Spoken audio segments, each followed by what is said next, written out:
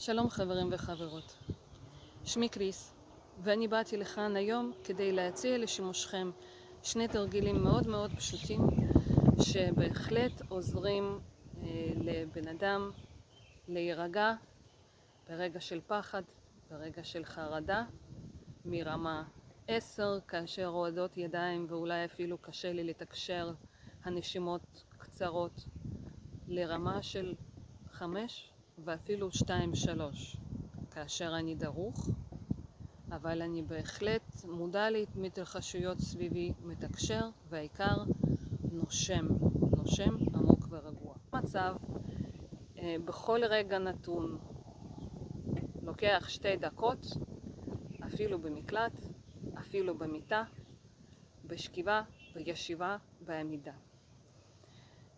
ובכן, נתחיל. התרגיל הראשון נקרא פרפר.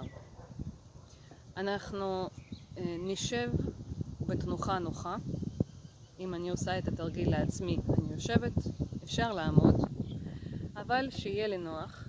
מניחים את הידיים על שני כתפיים נגדיים, ואם אני עושה את זה לעצמי, אני אשים שעון מעורר ל2 דקות. אפשר לסיים קודם אם מרגיש שזה נכון, אבל הרעיון הוא לא לדעת מתי זה יסתיים ורק לשמור על קצב תנועה ונשימה.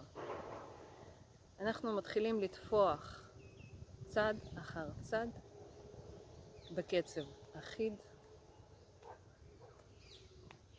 טפיחות נעימות אך מורגשות. אפשר להזיז את הידיים, לנשום. אפשר אפילו להתרכז ברגע זה על מה מפחיד אותי, והאם זה נמצא אצלי בגוף. אם זה נמצא אצלי בגוף, איך זה נראה, מריח, מרגיש, האם יש לזה משקל. להתרכז, פשוט להתבונן ולהרגיש את הנקודה הזו, במקביל להמשיך טפיחות.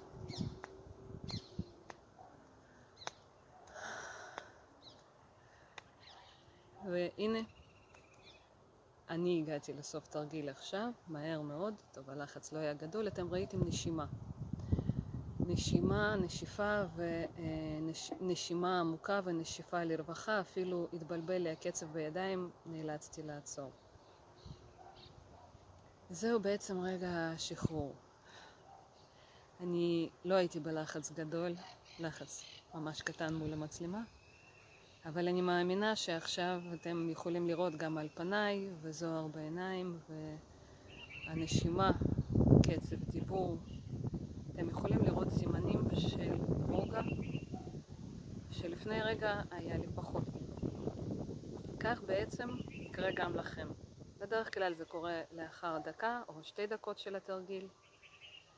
אפשר לעשות אותו לא רק על ידי טפיחות, אפשר לעשות טפיחות גם על ירכיים בשני צדדים או ברכיים. אתם לא תראו את זה בצילום, לכן העדפתי כתפיים. אפשר אפילו פשוט אגרופים, 2 אגרופים,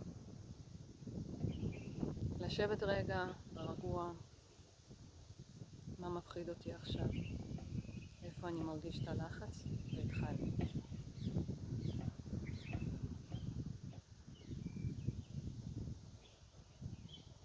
קצב אחיד, וכך הלאה, וכך הלאה, עד אשר הגוף בעצמו עושה את הנשימה ונשיפה ארוכה. לאחר מכן אתם תרגישו שבעצם זה מספיק. כאשר אתם מבצעים את התרגיל לבן אדם אחר, אני אדגים רגע עם כיסא.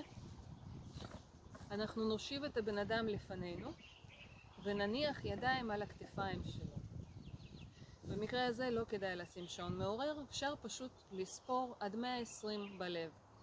מאוד מאוד רצוי להרגיע את הבן אדם. חשוב להסביר לו שיניח כף רגל עם כל המשטח על הרצפה, שכל הכף תיגע ברצפה, הידיים על ברכיים, כך או כך, שתשב ישיבה נינוחה. אם הבן אדם מוכן לסגור עיניים, מצוין, אם לא, לא חייבים.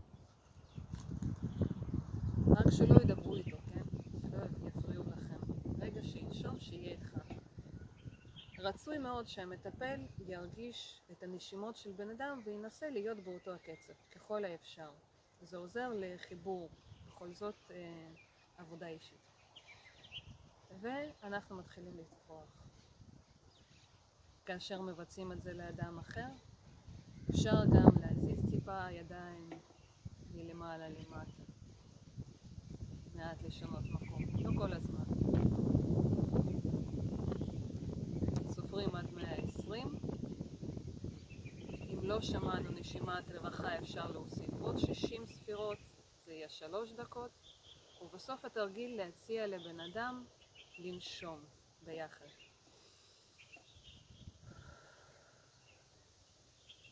איך אתה מרגיש? השאלה הזאת, איך אתה מרגיש, בהכרח תגיע בסוף, בהכרח כדאי לשאול את הבן אדם איך הוא מרגיש. אם הוא נתן לכם ציון לפחד לפני כן, לשאול מה הציון עכשיו. אם הגענו מ8 ל5 זה יפה.